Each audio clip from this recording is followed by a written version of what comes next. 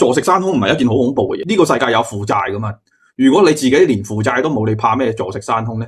只要你嗰個支付寶或者你嗰張信用卡仲可以刷到錢，只是覺得沒有什麼給孩子，即係覺得自己虧欠咗個小朋友，虧欠咗下一代係咪啊？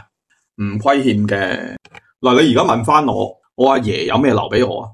你唔好問你老豆或者問你老母，你問你阿爺，阿爺留俾你老豆，然之後你老豆再留俾你，哇！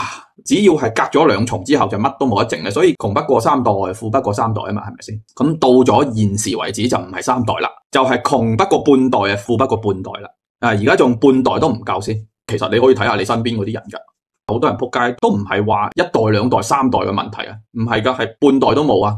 幾年之間，之前睇佢幾百萬幾千萬身家，而家負債累累，甚至走佬好多噶嘛。錢唔係一樣可以留嘅嘢嚟嘅。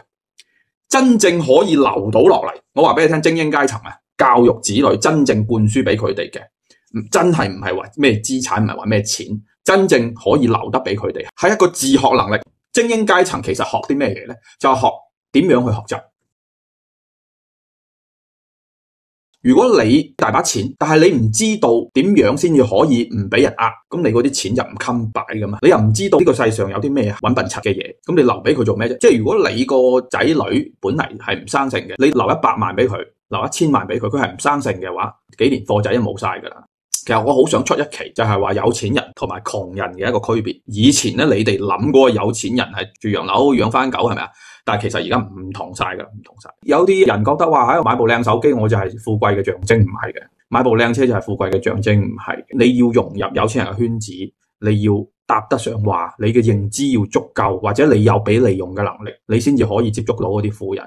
咁但係咧，啲富人咧而家係做緊啲咩嘢？其實好多咯，保命啊，保命你就已經係拉開好大嘅差距啦。以後嘅窮人咧，可能係70-80歲命啊頂籠啦。咁但係富人咧，你可以睇到係去到可能110歲以上嘅。咁當然啦，你話110歲好叻咩？110歲咪一樣係行唔喐咩嘢？梗係唔係啦。到期時嗰個科技進步咧，譬如你70-80歲，你窮人咧，你可能係嗰個身體狀態好差。咁但係你而家可以睇下阿侵侵。即係特朗普啊，人哋而家做美國總統，仲係可以咧跳蹦恰恰啊，係咪先？唔同噶啦，即係阿特朗普第日可能哇，可能到佢100歲咧，就相當於你而家70零歲咁嘅啫。咁但係你70零歲，你已經係好多疾病纏身啦，譬如話糖尿病啊、高血脂啊、高血壓啊，嗰啲關節位有勞損啊，又唔齊啊，即係而家講遠少少啊，人類到底以後會唔會有機會永生咧？唔使死咧？呢個話題咧，我都係好想講嘅。